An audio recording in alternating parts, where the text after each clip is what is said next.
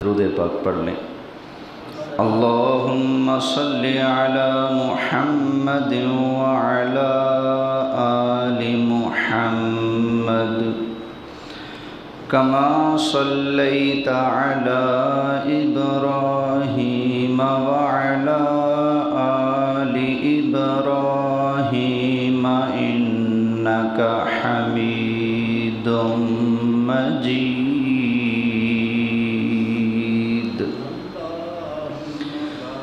اللہم بارک علی محمد وعلی آل محمد کما بارکت علی ابراہیم وعلی آل ابراہیم انک حمید مجید۔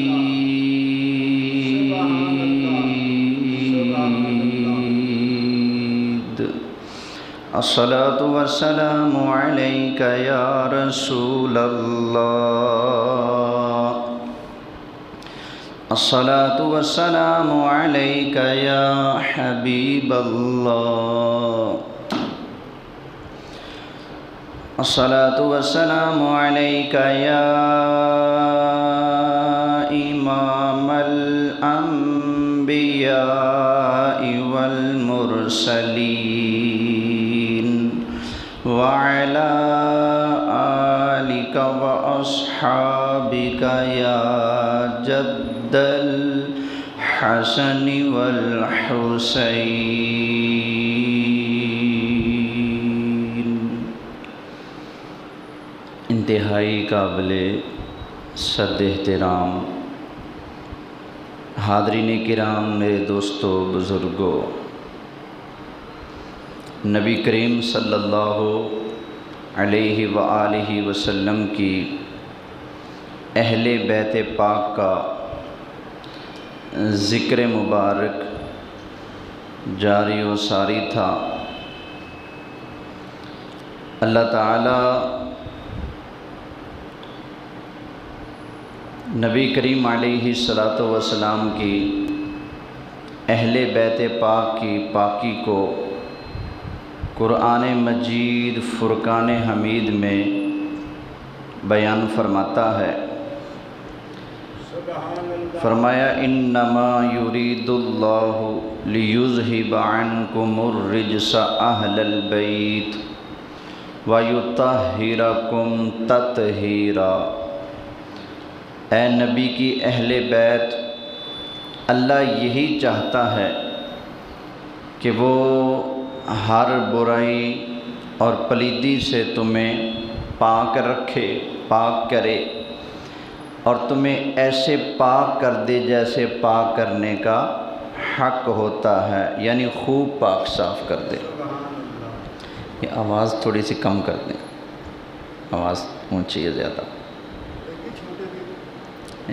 اندر والے کی توجہ ہے۔ سرکار کی اہل بیت کی شان سبحان اللہ۔ اللہ نے سرکار کے سارے گھرانے کو بڑا شان والا بنایا ہے۔ ہم نماز پڑھتے ہیں تو نماز ہے اللہ کی عبادت، لیکن اس اللہ کی عبادت میں نبی کریم علیہ السلام پر درود اور سرکار کی آل پر بھی درود موجود ہے۔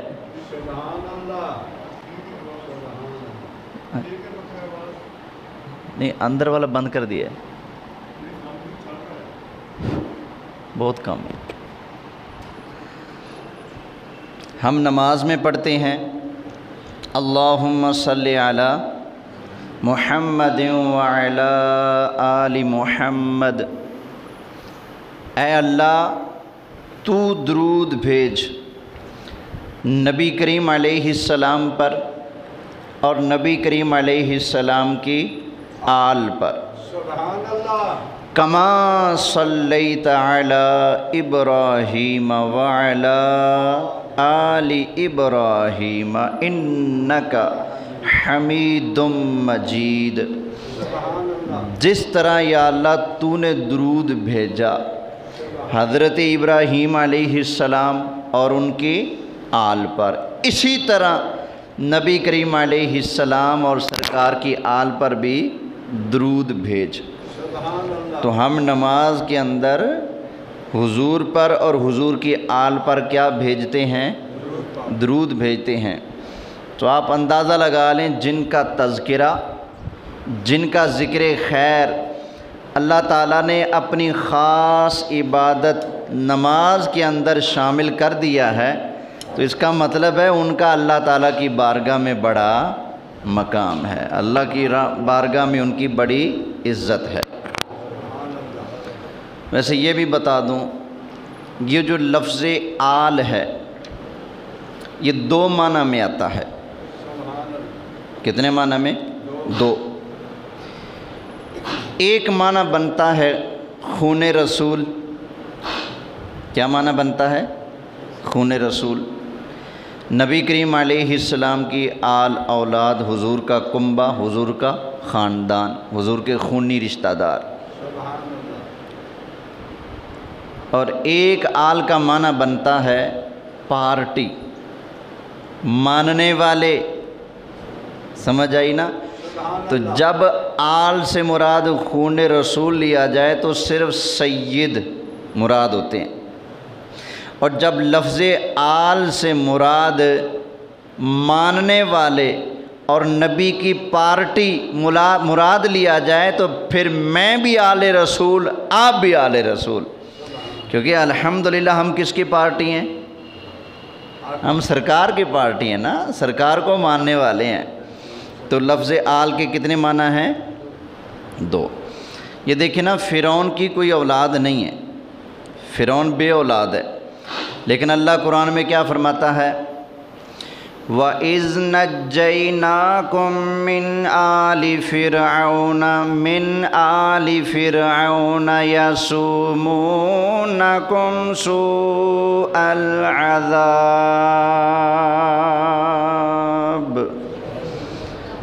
تو یہاں پر آل فرعون کے لفظ آئے ہیں کہ آل فرعون بنی اسرائیل والوں کو سزا دیتے تھے، بچوں کو قتل اور بچیوں کو زندہ چھوڑ دیتے تھے۔ تو یہ کیا تھے؟ آل فرعون، ان پر عذاب دینے والے، ان کو تنگ کرنے والے۔ اب فرعون کی تو کوئی اولاد ہے نہیں، تو یہاں پھر آل فرعون کس کو کہا جا رہا ہے؟ فرعون کے سپاہیوں کو، فرعون کے ماننے والوں کو، فرعون کی پارٹی کو۔ اب درود ابراہیمی کے اندر اللہ نے ہمیں محروم نہیں کیا، ہم سرکار کی پارٹی ہیں، تو لفظ آل کے اندر ہم بھی شامل ہیں، کیونکہ ہم نبی کریم علیہ السلام کے نوکر ہیں، ہم سرکار کے غلام ہیں۔ اچھا توجہ ہے؟ اچھا، سرکار کی آل تو سبحان اللہ، آل کے اندر جو بلند پایا اور بزرگ ترین ہستیاں ہیں حضور کے خاندان اہل بیت میں، وہ 5 افراد ہیں۔ ہیں باقی بھی شان والے، لیکن ان کی شان سب سے نرالی ہے۔ نبی کریم علیہ السلام پنجتن پاک میں، حضرت مولا مرتضیٰ، کون بھلا؟ حضرت علی مولا مرتضیٰ مشکل کشا، حضرت سیدہ خاتون جنت فاطمہ زہرا، حضرت امام حسن، امام حسین، یہ 5 ہستیاں ہیں مبارک جن کو کہا جاتا ہے پنج تن پاک۔ اب یہ دیکھنا، 5 تن پاک میں نبی کریم علیہ السلام ہیں کل نبیوں کے سردار۔ سرکار کن کے سردار ہیں؟ کل نبیوں کے سردار۔ حضرت علی مولا مرتضیٰ وہ کل ولیوں کے سردار۔ حضرت فاطمہ زہرا کل جنتی عورتوں کے سردار ہیں، اور حضرت امام حسن، حضرت امام حسین، یہ تمام جنتی جوانوں کے کیا ہیں؟ سردار ہیں۔ اللہ نے ان پانچوں کو بڑی شان عطا فرمائی ہے۔ اس لیے تو الحاج محمد علی ظہوری رحمۃ اللہ تعالی علیہ وہ بھی، اور عبدالستار خان نیازی، کیا جھوم جھوم کر پڑھنے والے ثناء خان تھے۔ آج تو ایسا کوئی نظر نہیں آتا ڈسکو نعت خان ہے، جنہوں نے سنا ہوگا ظہوری صاحب کو وہ تو مچل جائیں گے اس کا نام سن کر۔ تو وہ پڑھا کرتے تھے اللہ اللہ نبی کا گھرانہ، یہ گھرانہ وراء الورا ہے۔ اللہ اللہ نبی کا گھرانہ، یہ گھرانہ وراء الورا ہے۔ اس میں حسنین ہیں، فاطمہ ہے،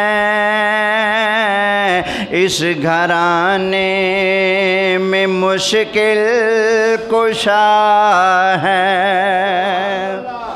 تو کیا بات ہے سرکار کے گھرانے کی۔ اور جو ان سے پیار کرتا ہے اس کو اللہ صلہ کیا عطا فرماتا ہے۔ مجھے پورا، آج کیا ڈیٹ ہے جی انگریزی کی؟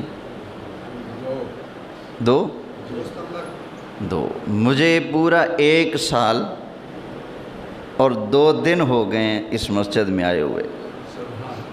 تو میں جب اس مسجد میں آ کر پہلی تقریر کر رہا تھا اس وقت میں نے حدیث پڑھی تھی، تو آج وہ بھی سنا دیتا ہوں دوبارہ پھر۔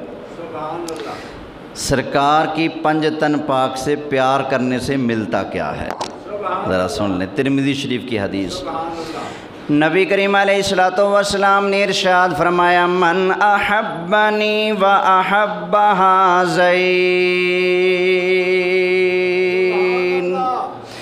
فرمایا جو بندہ مجھ سے محبت کرے گا، اور ان دونوں کون؟ امام حسن اور حسین سے محبت کرے گا، وَأَبَاهُمَا وَأُمَّهُمَا، اور جو بندہ ان کے ابا جی سے محبت کرے گا، جو بندہ حسنین کریمین کی امی جان سے محبت کرے گا، نبی کریم علیہ السلام نے ارشاد فرمایا کان معی فی درجتی یوم القیامہ، فرمایا پنج تن پاک سے سچا پیار کرنے والا قیامت والے دن جنت کے اندر میں مصطفیٰ کے محل میں میرے درجے پر موجود ہوگا۔ کون؟ ان سے سچا پیار کرنے والا، سمجھ آ گئی نا؟ ان سے سچا پیار کرنے والا ہو تو فرمایا وہ جنت میں کان معی، میرے ساتھ ہوگا، فی درجتی یوم القیامہ، میرے ہی درجے میں ہوگا۔ اب سرکار کا درجہ تو کسی کو مل نہیں سکتا، سرکار تو ہیں خاتم النبیین، سرکار اللہ کے آخری نبی ہیں، حضور کا درجہ مرتبہ کسی کو مل سکتا نہیں۔ اب یہ یہاں پر جو لفظ درجہ آیا اس کا کیا معنی ہے پھر؟ اس کا معنی یہ ہے کہ جیسے کوئی سیٹھ سفر کرتا ہے گاڑی میں، تو اس گاڑی میں وہ بھی بیٹھتا ہے، اس کا ڈرائیور بھی بیٹھتا ہے، اس کا وہ جو سیکورٹی گارڈ ہوتا ہے وہ بھی ساتھ ہی بیٹھتا ہے، تینوں ایک گاڑی کے اندر موجود ہیں، سیٹھ بھی، ڈرائیور بھی اور گارڈ بھی، تینوں ایک جگہ پر موجود ہیں، لیکن کیا حیثیت تینوں کی برابر ہے؟ بولیں نہیں۔ وہ دونوں بیٹھے ہیں اس کے نوکر بن کر، ڈرائیور ہے وہ بھی اس کا نوکر ہے، اور جو گارڈ ہے وہ بھی کیا ہے؟ اس کا نوکر ہے، دونوں نوکر بن کے بیٹھے ہیں، لیکن جو سیٹھ ہے وہ گاڑی کا مالک بن کے اور ان دونوں کا آقا بن کے بیٹھا ہوا ہے نا۔ اسی طرح قیامت والا دن آئے گا، نبی کریم علیہ السلام جنت کے سب سے اونچے محل میں تشریف فرما ہوں گے۔ نبی کریم علیہ السلام اس محل کے اندر ختم نبوت کے بعد شاہ بن کے جلوہ فرما ہوں گے، اور سرکار کی اہل بیت سے سچا پیار کرنے والا اسی محل میں موجود ہوگا، نبی کریم علیہ السلام کے در کا گدا بن کے۔ اللہ وہ مبارک گدائی ہم سب کو نصیب فرمائے۔ اچھا، یہ عمومی طور پر یہ محرم بھی اور آگے پیچھے بھی اہل بیت اطہار میں سے حضرت مولا علی کا ذکر بھی اکثر ہوتا رہتا ہے، حضرات حسنین کریمین کا ذکر بھی اکثر ہوتا رہتا ہے، لیکن خاتون جنت سیدہ فاطمہ زہرا کا ذکر تھوڑا کم ہوتا ہے، تو اس لیے میں آج باقی ٹائم میں ان کی شان اور عظمت کی کچھ باتیں سناتا ہوں۔ ذرا محبت سے کہہ لیں سبحان اللہ۔ سرکار کی ویسے بیٹیاں 4 ہیں، کتنی ہیں؟ بولیں 4 ہیں، لیکن شان اور عظمت اللہ نے چھوٹی بیٹی کو عطا فرمائی ہے زیادہ، باقی بھی شان والی ہیں لیکن ان کی شان اللہ نے زیادہ بنائی ہے۔ دیکھو نا، آسمانوں سے آنے والی مشہور کتابیں کتنی ہیں؟ 4، لیکن درجہ مرتبہ کس کتاب کا زیادہ ہے؟ قرآن کا۔ اللہ کے نبی کتنے ہیں؟ کم و بیش 1.25 لاکھ، لیکن درجہ مرتبہ سب سے اونچا کس کا ہے؟ حضور کا ہے۔ حضور کے صحابہ کتنے ہیں؟ 1.25 لاکھ یا 1.5 لاکھ کم و بیش، لیکن درجہ مرتبہ کتنوں کا اللہ نے بلند کیا ہے زیادہ؟ باقی بھی شان والے ہیں، لیکن حضور کے یار کتنے مشہور ہیں؟ 4 مشہور ہیں نا، باقی بھی تو وفادار ہیں لیکن مشہور 4 ہیں۔ تو مطلب کہ ایک کے مشہور ہو جانے سے، جیسے آسمانی کتابوں میں ایک مشہور، ٹھیک ہے نا، نبی 1.25 لاکھ، لیکن امام الانبیاء صرف نبی کریم علیہ السلام ہیں، تو ایک کی شان اور عظمت ثابت ہونے سے باقیوں کی نفی نہیں ہوتی۔ سرکار کی بیٹی ایک کا ذکر اگر زیادہ ہے، شان اور عظمت ان کی زیادہ ہے، اس کا مطلب یہ نہیں کہ باقی سرکار کی بیٹیاں ہیں ہی نہیں، ہیں وہ بھی میرے مصطفیٰ کی بیٹیاں، لیکن ان کا درجہ مرتبہ اللہ تعالیٰ نے بلند فرمایا ہے۔ نبی کریم علیہ السلام نے ارشاد فرمایا، دنیا کے اندر ہر شخص کا اولاد والا سلسلہ چلتا ہے اس کے بیٹوں سے۔ نبی کریم علیہ السلام نے ارشاد فرمایا، لیکن میں مصطفیٰ کی اولاد کا سلسلہ چلے گا میری بیٹی فاطمہ زہرا کے ذریعہ اور سبب سے۔ تو اس وجہ سے حضرت فاطمہ زہرا کا ذکر مبارک زیادہ ہے۔ توجہ ہے نا سب کی؟ اچھا، سرکار کو ان سے بڑا پیار تھا۔ حضرت فاطمہ زہرا جب بھی سرکار کے گھر آتی تو نبی کریم علیہ السلام اپنی جگہ سے کھڑے ہوتے اور اپنی بیٹی کا استقبال کرتے۔ نبی کریم علیہ السلام اپنی بیٹی کا ماتھا چومتے، پیار کیا کرتے تھے، اور اسی طرح جب کبھی سرکار ان کے گھر تشریف لے جاتے تو نبی کریم علیہ السلام کی آمد پر بھی حضرت سیدہ فاطمہ زہرا کھڑی ہو جاتی اور نبی کریم علیہ السلام کے ہاتھوں مبارکوں کو بوسہ دیا کرتی تھیں۔ اس طرح سرکار کا ادب وہ کرتی اور یوں سرکار ان سے پیار فرمایا کرتے تھے۔ جب نبی کریم علیہ السلام کی وفات کا وقت قریب تھا تو حضرت فاطمہ زہرا نبی کریم علیہ السلام کی خدمت میں حاضر ہوئیں۔ حضرت عائشہ صدیقہ رضی اللہ تعالی عنہا روایت کرتی ہیں کہ حضرت فاطمہ زہرا رضی اللہ تعالی عنہا کے چلنے کا جو انداز تھا ہو بہو وہی انداز تھا جو نبی کریم علیہ السلام کا انداز تھا۔ سمجھ آئی؟ اچھا، ادب اتنا ادب سرکار کا کہ کبھی بھی ابا جی نہیں کہا، ابا جی نہیں کہا، ہمیشہ کہا یا رسول اللہ۔ سمجھ آئی؟ کبھی بھی ابا جی نہیں کہا، اتنا ادب تھا۔ تو حضرت فاطمہ زہرا حضور کے گھر تشریف لائیں۔ نبی کریم علیہ الصلاۃ والسلام نے حضرت فاطمہ زہرا کو دیکھا تو قال مرحبا، حضور نے فرمایا میری بیٹی مرحبا، خوش آمدید، جی آیا نو، ہمارے انداز میں جی آیا نو، ست بسم اللہ۔ نبی کریم علیہ السلام نے ان کو مرحبا کہا تو حضرت فاطمہ زہرا حضور کے پاس آ کر بیٹھ گئیں۔ تو نبی کریم علیہ السلام نے فرمایا بیٹی ذرا آگے آ جاؤ۔ جب آگے آ گئیں تو فرمایا کان قریب کرو۔ حضرت فاطمہ زہرا نے حضور کے نزدیک اپنا کان کیا تو نبی کریم علیہ السلام نے ان سے کوئی بات ارشاد فرمائی تو ان کی آنکھوں سے آنسو آ گئے، رونے لگیں۔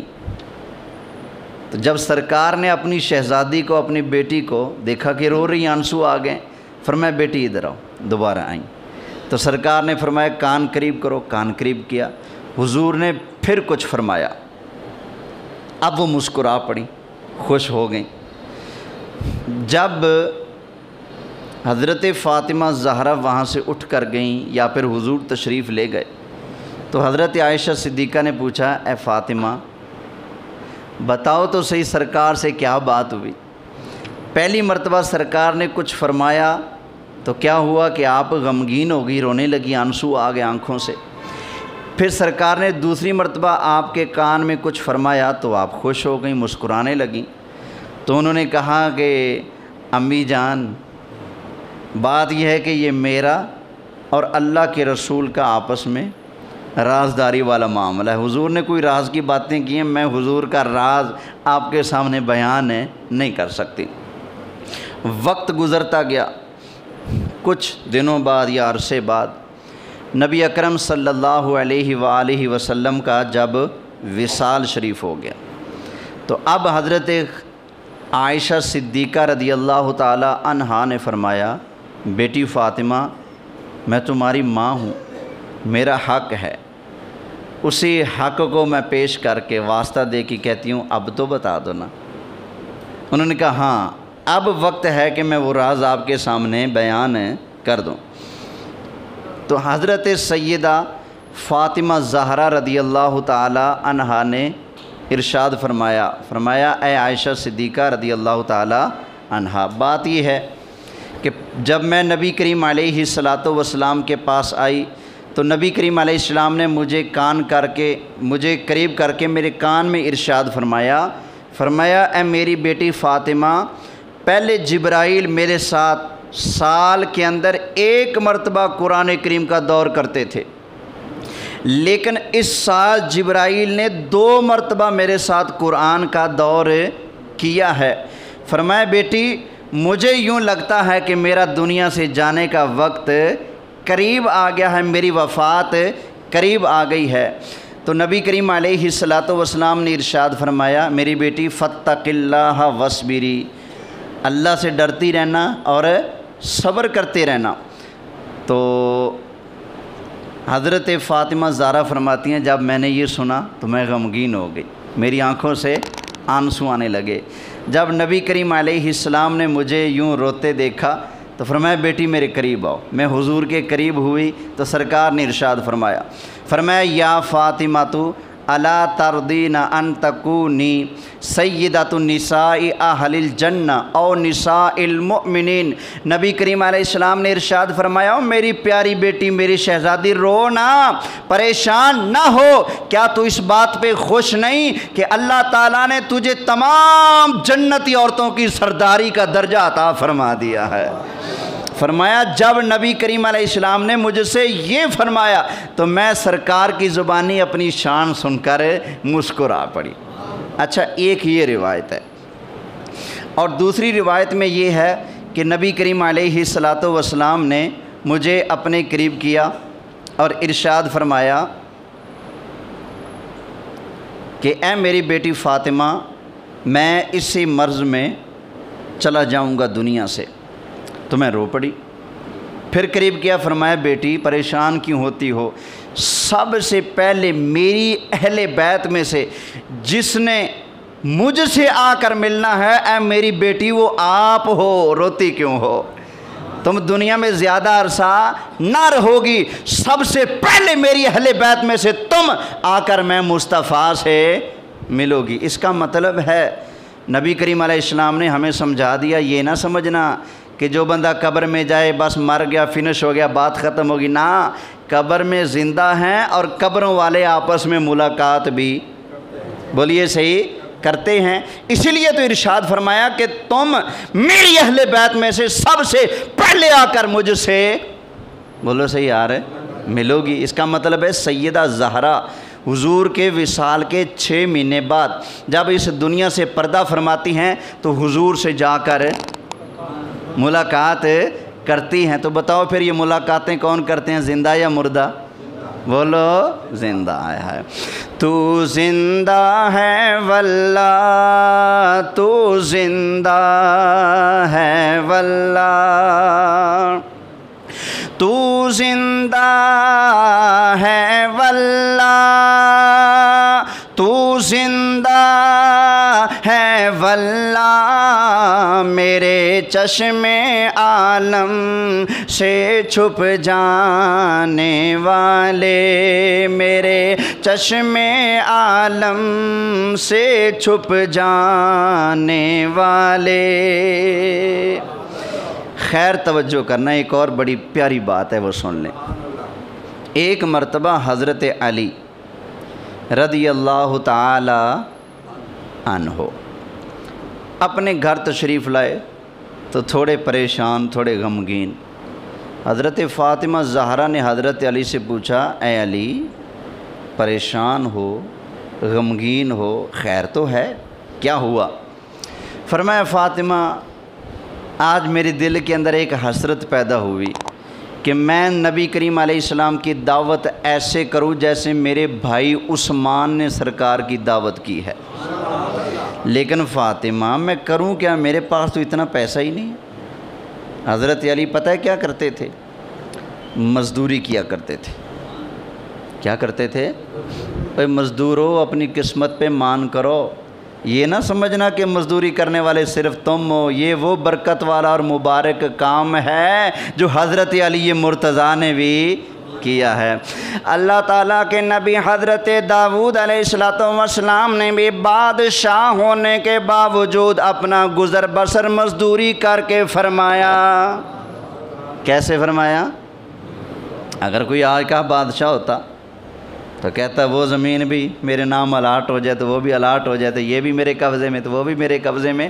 لیکن اللہ کے نبی حضرت داؤد علیہ السلام کی عظمت پر قربان جائیں، بادشاہ وقت ہونے کے باوجود حضرت داؤد علیہ السلام لوہے کی ذرہ اپنے ہاتھوں سے تیار کر کے بازار میں فروخت کر کے اپنا گزر بسر فرماتے ہیں۔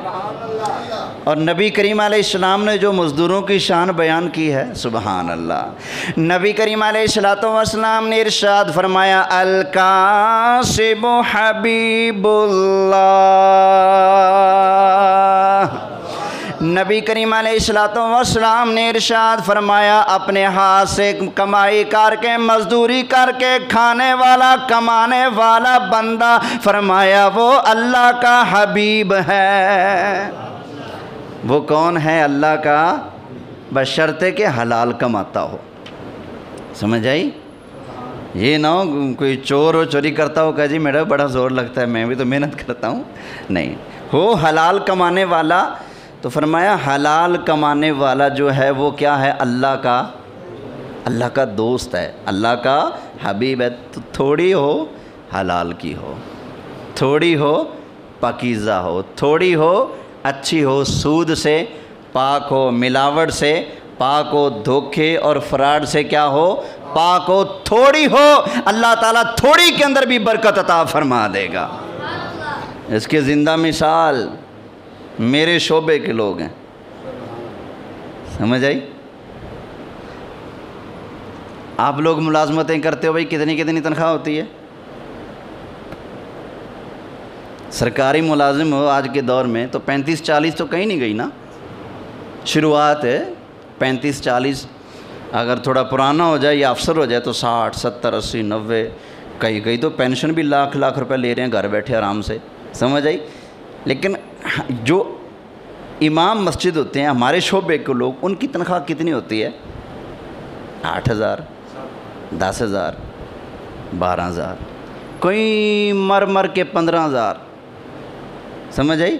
اور کئی امام مسجدوں کے بیچاروں کی اتنی تنخواہ ہوتی ہے، اگر ان کی تنخواہ سے صرف گھی خریدا جائے نا تو 10 کلو گھی بھی نہیں آتا، سمجھ آئی؟ میں تھوڑے دن پہلے ملتان گیا تھا تقریر کرنے، تو تقریر کے بعد جب بیٹھے ہوئے تھے میں نے پوچھا جی امام صاحب کون ہیں؟ تو انتظامیہ کے بندے بیٹھے، انہوں نے کہا یہ ہمارے قاری صاحب ہیں۔ میں نے کہا جی آؤ قاری صاحب، کیا حال ہے؟ ٹھیک ٹھاک، گپ شپ ہوئی۔ میں نے کہا جی تنخواہ کتنی ہے؟ کہتے ہیں بس اللہ کا شکر ہے۔ میں نے کہا پھر بھی بتائیں قاری صاحب کتنی تنخواہ ہے آپ کی، کیا خدمت کرتے ہیں؟ کہتے ہیں بس اللہ کا شکر ہے۔ میں نے کہا حضور پھر بھی، قاری صاحب تو شرمسار ہو گئے، نہ بولے۔ انتظامیہ میں سے ایک بندہ بولا ہاں مجھے قاری صاحب کو 3500 روپیہ دیتے ہیں۔ میں نے کہا کمال، تیر مارا جی، اتنی تنخواہ؟ میں نے کہا ان کی نسلیں بھی کھاتی رہیں، شاید ختم نہ ہو۔ 3500 یار، مہنگائی تو دیکھو آج کی۔ لیکن بتاؤ اللہ نے ان کے رزق میں اتنی برکت ڈالی ہے، ٹھیک ہے نا؟ وہ 8,000 ہوتا ہے، وہ 10,000 ہوتا ہے، وہ 12,000 ہوتا ہے، لیکن ان کا کام پھر بھی اچھا چلتا ہے۔ ہم الحمدللہ اللہ کے شکر سے، بے شک میری تنخواہ 12,000 ہے، لیکن اللہ کا شکر ہے ہم حلال کھاتے ہیں، اچھا کھاتے ہیں، تھوڑا کھاتے ہیں، برکت والا کھاتے ہیں، صاف ستھرا کھاتے ہیں۔ اور ہاں ہمارے شعبے میں اگر نیت صاف ہونا تو اللہ سبب بھی بڑے بنا دیتا ہے۔ نیت ایسی نہ ہو کہ بندہ فوت ہو جائے تو بندہ پیچھے پڑ جائے جا کے، سائیں ختم کڑے ویلے ہیں، ایسا نہیں ہونا چاہیے۔ میں ایک دفعہ ایک مولوی صاحب کے ساتھ پھنس گیا، جنازہ تھا ایک جگہ، فوت کی ہوئی، تو غسل وہ دے رہے تھے، میں بھی چلا گیا، بلایا تھا اس لیے چلا گیا۔ تو پھر جنازہ ہوا تو میں نے جنازہ پڑھایا، میں جنازہ پڑھا کے واپس جانے لگا تو جو مولوی صاحب تھے انہوں نے مجھے کہا، ایسے کہا، اشارہ کیا، میں قریب چلا گیا، کہتے جانا نہیں، ختم پڑھنا ہے۔ اور میں نے کہا یار ان کی فوت کی ہوئی آپ کو ختم کی پڑھی ہے؟ اور کہتے نہیں ختم پڑھنا ہے۔ اچھا جی، جنازے کی دعا مانگی گئی، انہوں نے 4 پائی اٹھائی، جتنے ان کے بندے تھے سارے قبرستان چلے گئے۔ اب میں نے کہا یار چلو ہم بھی چلتے ہیں، کہتے ہیں نا ختم پڑھیں گے ہم۔ اب میں نے کہا یار خسمہ کوئی بھی کونی، سارے چلے گئے ہیں۔ انہوں نے میرا ہاتھ پکڑا، ایک اور مولوی صاحب تھے ان کو بھی ساتھ لیا، کھینچ کے لے گئے۔ اب دریا وغیرہ بچھی ہوئی تھی، ہم جا کر وہاں بیٹھ گئے۔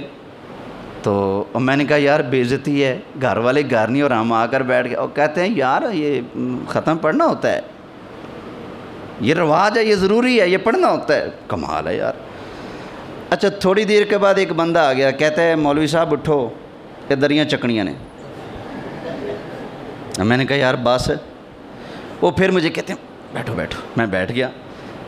وہ بندہ چلا گیا، اس کو انہوں نے مولوی صاحب نے کہا یار تھوڑی دیر کے بعد وہ بندہ چلا گیا۔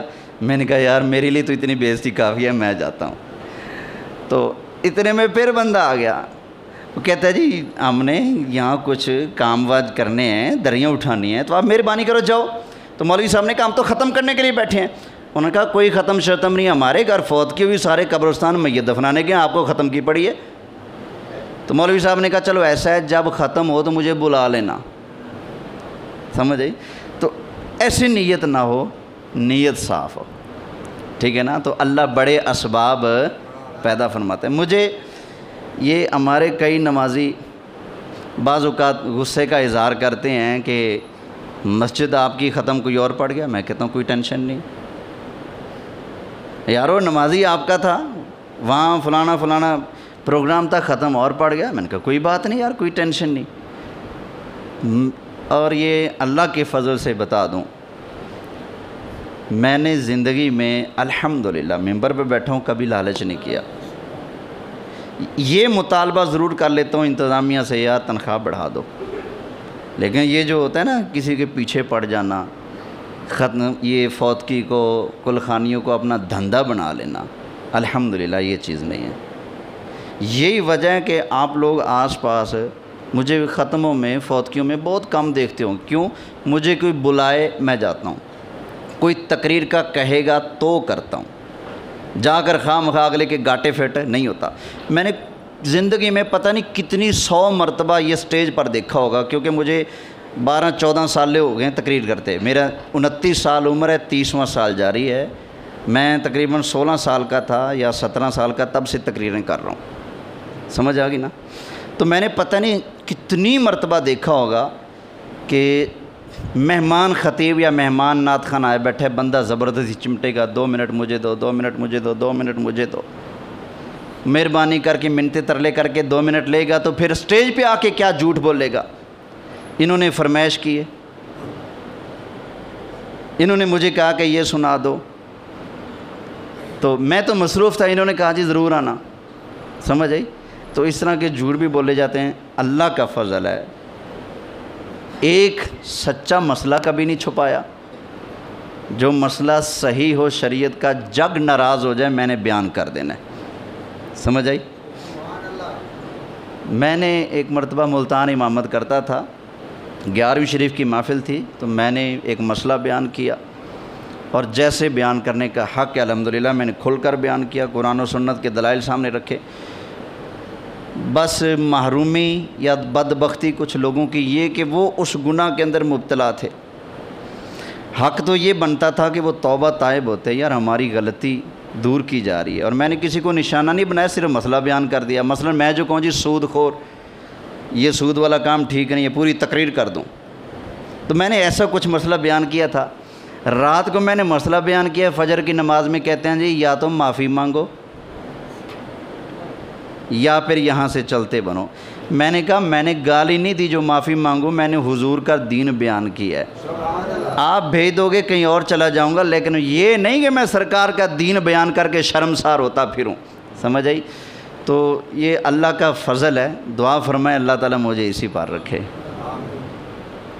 اچھا، ہماری بات چل رہی تھی، بات تو طویل ہے، اب اس کو پھر کبھی بیان کریں گے، 2 منٹ رہ گئے ہیں۔ تو یہ جو لالچ ہے نا، انسان کے اندر نہیں ہونا چاہیے۔ چلو اس پر تھوڑی سی گفتگو کر لیتے ہیں۔ لالچ نہیں ہونا چاہیے، ایک حسد نہیں ہونا چاہیے کسی سے، اور ایک لالچ۔ یہ جو حسد ہے نا، نبی کریم علیہ السلام ارشاد فرماتے ہیں کہ اگر 2 بھوکے بھیڑیے بکریوں کے ریوڑ میں چھوڑ دیے جائیں تو وہ 2 بھوکے بھیڑیے بکریوں کا اتنا نقصان نہیں کرتے جتنا حسد آدمی کے دین کو نقصان پہنچاتا ہے۔ تو کسی کی اچھی کھیتی دیکھ کر حسد نہیں کرنا۔ ایک کی فصل تباہ ہوگی، بارشیں پڑ گئیں، کپاس لگائی تھی، سارا وہ ٹینڈے خراب ہو گئے، کپاس ساری خراب ہو گئی۔ دوسری کی فصل، دوسری سی دھان چاول لگائے تھے، وہ تو جتنا پانی لگے گا اتنا اٹھے گا، اس کی فصل کو رنگ لگ گیا، ادھر فصل تباہ ہوگی۔ تو دوسرے کی فصل لہلہاتی دیکھ کر حسد نہیں کرنا۔ حسد پتہ ہے کیا ہے؟ حسد یہ ہے کہ کسی مسلمان کی کوئی نعمت دیکھ کر اس سے جلتے ہوئے یہ آرزو کرنا کہ اس کے پاس یہ نہ ہوتی، چھن جائے، اس کی فصل تباہ ہو جائے، میری نہیں بچی تو اس کی بھی نہ بچے۔ یہ کیا ہے؟ حسد۔ یہ آدمی کے دین کو نقصان دیتا ہے۔ 2 بھوکے بھیڑیے اتنا بکریوں کو نقصان نہیں دیتے جتنا حسد انسان کے دین کو نقصان دیتا ہے۔ تو یہ حسد اور یہ لالچ، ان چیزوں سے بچنا چاہیے۔ لالچ اچھا ہو تو عبادت ہے، یہ بھی یاد رکھیں۔ لالچ اچھا ہو تو عبادت ہے۔ لالچ اگر یہ ہو کہ کسی کا بازو پکڑ کے سیدھے راہ پہ لگا دو، یار کوئی گناہ کے اندر مبتلا ہے، یار اس کو کسی طرح سے سمجھا لو۔ لالچ اگر یہ ہو کہ میں نماز پڑھوں مجھے ثواب ملے، اللہ جنت عطا فرمائے، ہیں نیک لالچ ہو تو اللہ بڑا ثواب عطا فرماتا ہے۔ برا لالچ ہو تو جو نعمت آپ کے پاس پہلے سے موجود ہے وہ بھی چھن جاتی ہے۔ وہ ایک مثال آپ نے سنی ہوگی کہ ایک کتا، اس کے منہ میں گوشت کا ٹکڑا تھا، وہ اٹھائے جا رہا تھا، تو نہر کے پاس پہنچا پانی پینے کے لیے۔ تو اس نے جب پانی پینے کے لیے منہ لٹکایا تو اپنی تصویر سامنے نظر آئی، تو اس نے سمجھا سامنے کوئی دوسرا کتا ہے اور اس کے منہ میں گوشت کا ٹکڑا ہے، تو اس کے اندر لالچ پیدا ہوا کہ اس کا وہ ٹکڑا کیا کروں، چھین لوں، قبضہ کر لوں۔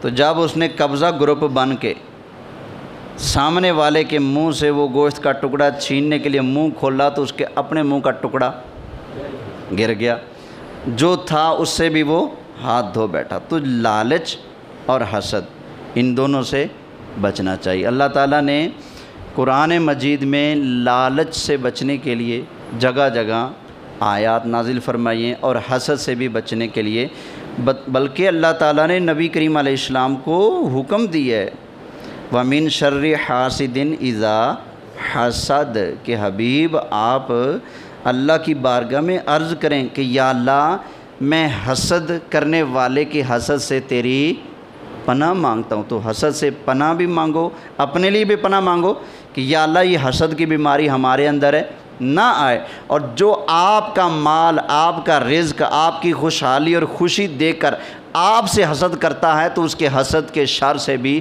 پناہ مانگو۔ نبی کریم علیہ السلام کی شمائل کی کتابوں میں جو حضور کی دعائیں لکھی ہیں، سرکار کی مبارک دعاؤں میں یہ بھی ہے، یا اللہ برے ہمسائے سے پناہ مانگتا ہوں، برے دوست سے پناہ مانگتا ہوں، شر کرنے والے کے شر سے پناہ مانگتا ہوں، فسادی کے فساد سے پناہ مانگتا ہوں، اور جو حسد کرنے والے ہیں ان کے حسد سے بھی پناہ مانگتا ہوں۔ تو ہمیں حسد سے بچنا بھی ہے اور دوسروں کے حسد سے اللہ کی پناہ بھی مانگنی ہے۔ اللہ کی بارگاہ میں دعا ہے، جو کچھ میں نے عرض کیا اللہ اپنی بارگاہ میں قبول فرمائے، آمین بجاہ النبی الامین صلی اللہ علیہ وسلم۔